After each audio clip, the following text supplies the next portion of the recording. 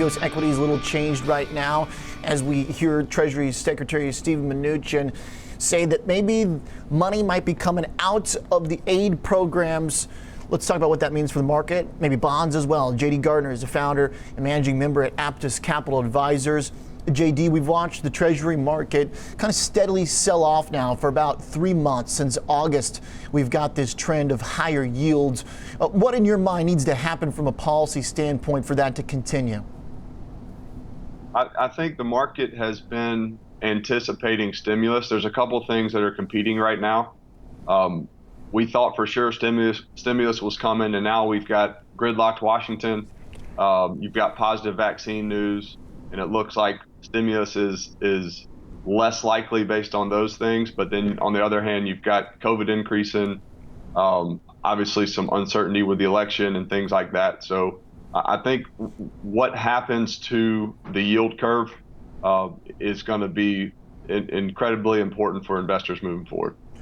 What we've seen is this basically kind of slow and sluggish move. What's interesting, JD, is that we haven't had any hot inflation prints. I mean, we had one kind of in the midsummer that was a little bit warm, but we're not getting runaway inflation. We're not getting hugely positive stimulus news. We've gone back and forth on that debate. We've got the vaccine thing going, but you know, that only came about the last week and a half. So what's the best explanation for why Treasury's decided to start turning around as early as August? I mean, what's the kind of timing here behind this move?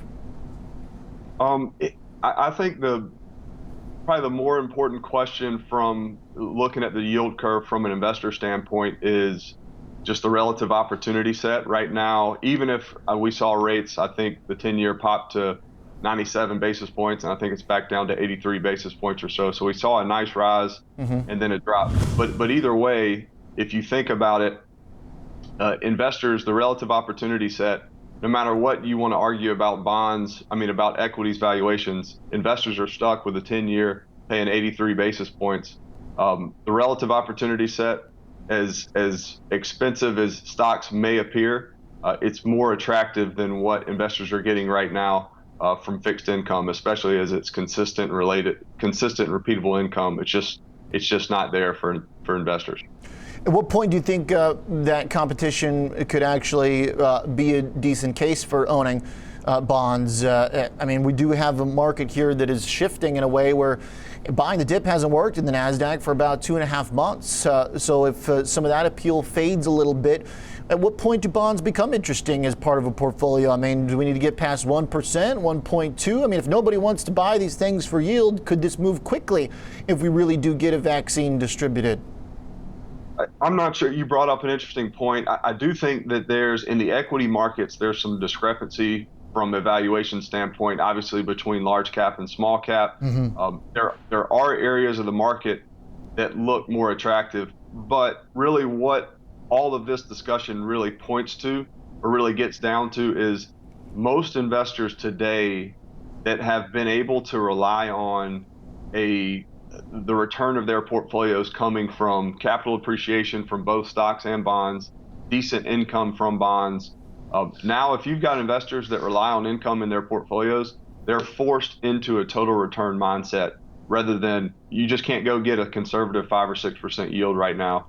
And more investors are going to be forced to adopt a total return mindset, and some of their income needs are going to have to be met between growth and potentially valuations expanding. In terms of policy and stimulus, what do you think? What do your models show, or whatever kind of tools you use to figure out impact from fiscal policy? What does it look like we need to kind of accelerate this either equity rotation or bond sell-off? What's the number? If let's say you get headlines that there is a stimulus deal, let's say we wake up and they say, you know what, we got some money coming. Is it $1 trillion, $2 trillion? What makes a difference, or what accelerates the trends we've seen the last couple months?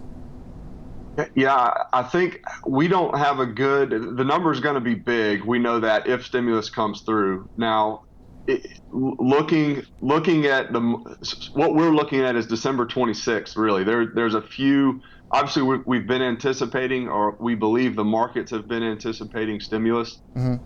but there's a lot of the programs, pandemic programs put in place that are set to roll off at the end of December. And I think that could be a catalyst for some volatility. Now we've got some of the election that's just not completely behind us. I think that there's some catalyst for volatility there.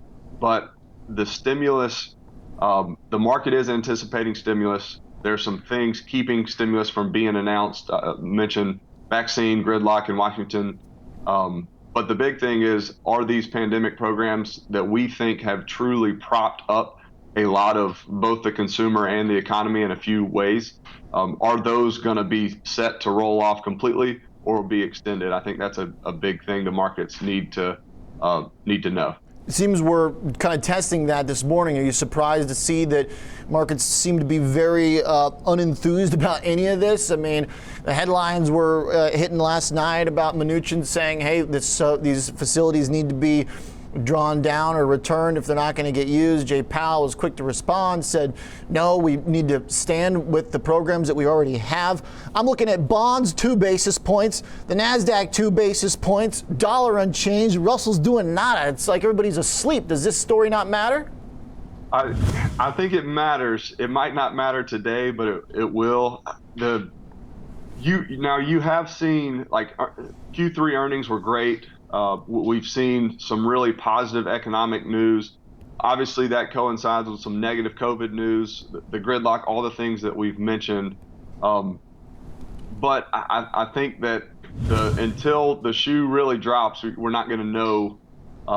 This is just more of the same. I do think that the Fed, if you remember back in February and March, I mean, just in here, especially in the credit markets, the Fed support was extremely meaningful. We've never really seen anything like we saw from a bond market freeze up standpoint.